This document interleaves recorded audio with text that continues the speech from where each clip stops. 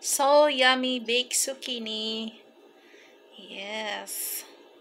So guys, I will just bake these two zucchinis today. I will start with ground pork, onion, and garlic. Only that this ground pork is already marinated with salt, pepper.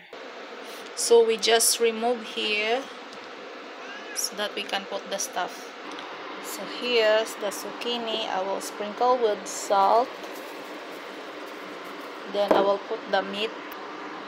So we'll continue putting meat for the other zucchini.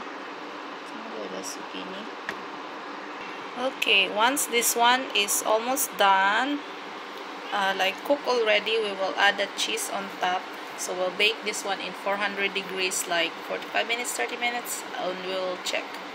So our zucchinis are cooked. Now I'm adding a cheese, top with that only, and let's bake a little bit.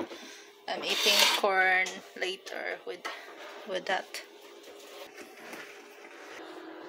And that's it. Yes, yummy. Our zucchini, baked zucchini, stuffed with ground meat and some cheese. Tomorrow I will do a cheesecake with fromage, tart of fromage, cheesecake pie. It's eating time. Zucchini, baked zucchini with corn.